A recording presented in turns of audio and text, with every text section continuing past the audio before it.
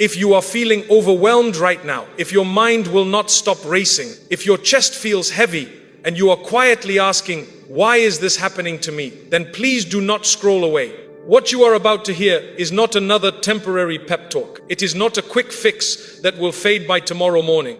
This is a divine guarantee, written in the Quran, lived by prophets, tested by millions, and still standing today without a single crack. When tests hit hard, you do not have to panic. You only have to remember 3 unbreakable promises from Allah. And if you stay with me until the end, I will show you exactly how to activate them in your daily life, how to quiet the anxiety, how to turn panic into peace, and how to walk through this season with your faith not just intact, but elevated. Do not press pause. Do not look away.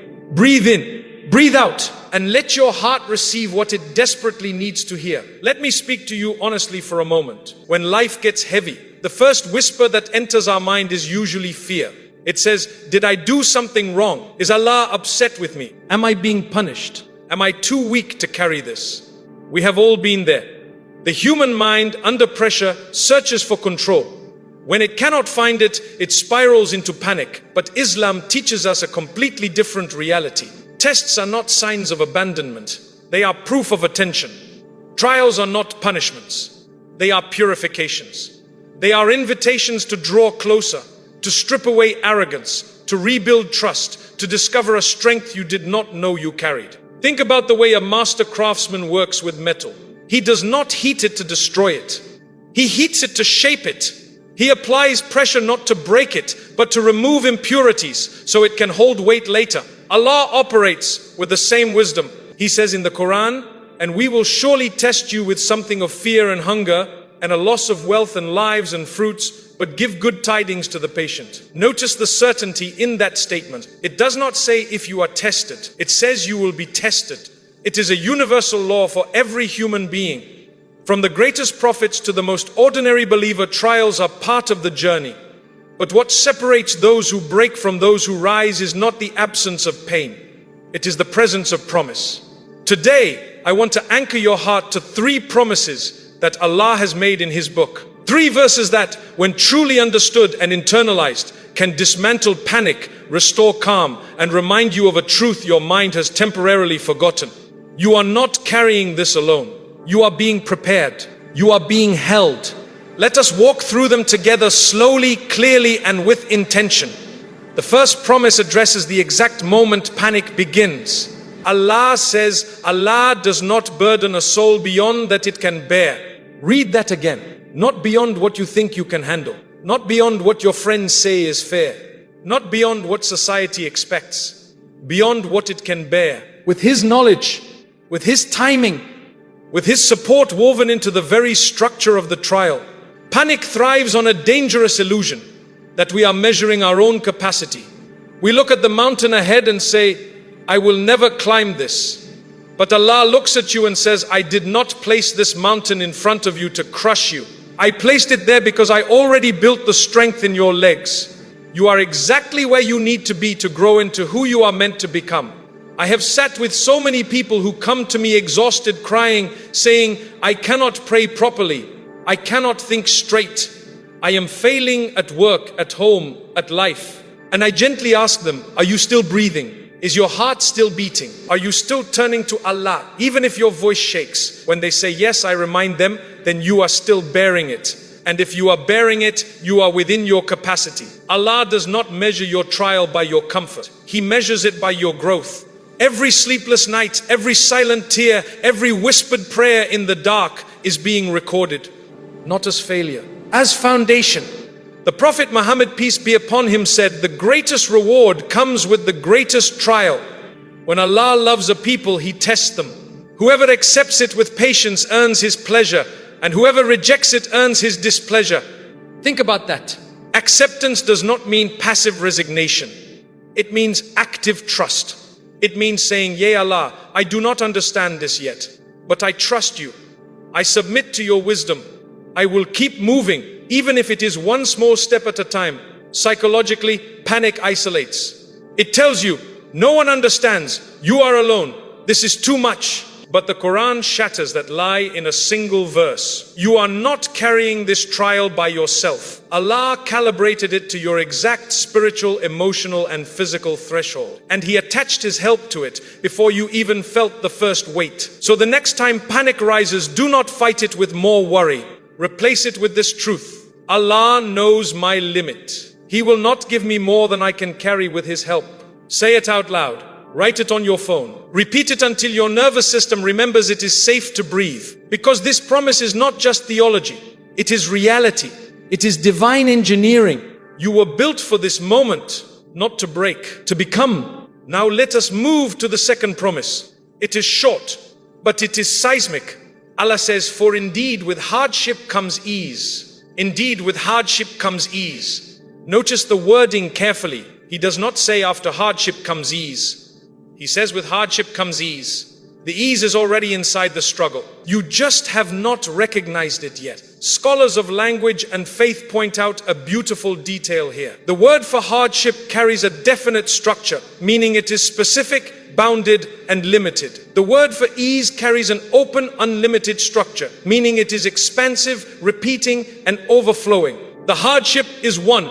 The ease is many. The hardship is a chapter. The ease is the rest of the book. But we miss it because we spend all our energy fighting the storm, and we forget to look for the umbrella Allah already placed in our hands. When your business is struggling, the ease might be the lesson in patience you are finally learning. When your relationship is strained, the ease might be the humility and communication you are developing. When your health is declining, the ease might be the spiritual awakening that only quiet moments can trigger. When you are grieving, the ease might be the deep compassion you now carry for others who suffer. Allah does not remove the test to give you ease. He embeds the ease inside the test so you grow into it. Look at the story of Prophet Yunus, peace be upon him. He was inside the whale, surrounded by darkness, trapped in the ocean, no visible way out. What did he do? He did not panic. He did not blame. He turned inward. He said, there is no deity except you. Glory be to you. Indeed, I have been of the wrongdoers. And what happened? Allah responded to him and saved him from the distress. And thus do we save the believers. The ease did not begin when he left the whale. The ease began the moment he turned to Allah inside it. My dear friend, panic makes us wait for the storm to pass before we look for hope. But faith teaches us to find the hope while still in the rain. Because the ease is already here. It is in your next sincere prayer. It is in the friend who finally reaches out. It is in the doctor who offers a new option. It is in the quiet morning when you realize you are still standing. So when panic whispers, this will never end, answer it with this promise. With this hardship, ease is already arriving. I just need to recognize it, receive it, and respond with gratitude. Start small. Every morning before you check your phone, say, Ya Allah, show me one ease hidden in this trial. You will be amazed how quickly your eyes open to blessings you were too anxious to see. Now, the third promise. This is the one that changes everything. Because it is not about what Allah will do for you later. It is about who Allah is with you right now. Allah says, O you who have believed, seek help through patience and prayer. Indeed, Allah is with the patient, not watching from a distance, not taking notes. The Arabic word for with implies active presence, unseen support, and divine companionship. It is not a metaphor. It is a living reality. When Prophet Muhammad, peace be upon him, and Abu Bakr radi Allah anhu were hiding in the cave and the pursuers were just steps away, Abu Bakr radi Allah anhu feared they would be found. Prophet Muhammad, peace be upon him, did not say, Allah will protect us later. He said, do not grieve. Indeed, Allah is with us. In that exact moment, in that fear, in that silence, Allah was present, not as a distant observer, but as a sustaining force. That is what divine companionship means. When you choose patience, Allah steps closer, not necessarily to remove the trial immediately, but to walk through it with you, to steady your steps, to whisper courage into your heart, to arrange help from directions you never calculated. Think about how loneliness magnifies pain. When you are sick and feel isolated, when you are struggling financially and feel ashamed to ask, when you are praying but feel like your words are hitting the ceiling. Panic thrives in that isolation, but this promise shatters it completely. Allah also says in a sacred narration, I am as my servant thinks of me. I am with him when he remembers me. If he remembers me in himself, I remember him in myself. If he remembers me in a gathering, I remember him in a gathering better than it. Your prayer is not echoing into emptiness. It is landing in the presence of the most merciful. Your tears are not falling into a void. They are being held by the most gentle. Your patience is not going unnoticed. It is triggering divine movement. So how do you activate this companionship when panic strikes? First, stop running from the pain. Sit with it. Breathe. Say, Ya Allah, I do not know why this is happening, but I know you are here. I am turning to you, not away from you. Second, anchor yourself in remembrance, not as a ritual, as a lifeline. Say, Allah is sufficient for us, and He is the best disposer of affairs. Repeat it until your shoulders drop, until your jaw unclenches, until your heart remembers it is held. Third, take one small step of faith, not a giant leap, just one. Make ablution, pray 2 units, give a small charity. Call a family member you have been avoiding. Read 1 page of the Quran. Faith is not passive waiting, it is active trusting, and Allah meets you in the movement. This promise is not about feeling good, it is about being held. Even when you cannot feel it, even when the silence is loud, even when the path is dark, Allah is with the patient. Not because they are perfect, because they chose to stay. Knowledge without action is just decoration. So when panic hits, what do you actually do? Let me give you 5 simple, repeatable steps that align with these 3 promises. Step 1, pause the panic cycle. Panic feeds on urgency. It says, fix it now, decide now, worry now. But faith says, breathe. Allah is in control. You have time to respond, not react. Place your hand on your chest. Say, Ya Allah, I surrender this moment to you. Step 2, speak the 3 promises out loud. Allah does not burden me beyond what I can bear. With this hardship, ease is already coming. Allah is with me right now in this trial. Say them like you are reminding your soul, not just your mind. Step 3, change the question. Panic asks, why me?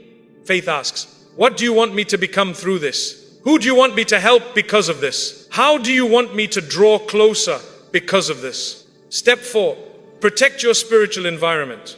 Do not let the trial push you into isolation. Keep your prayers, keep your recitation, keep good company. Avoid endless scrolling. Avoid conversations that magnify fear. Your environment shapes your emotional state.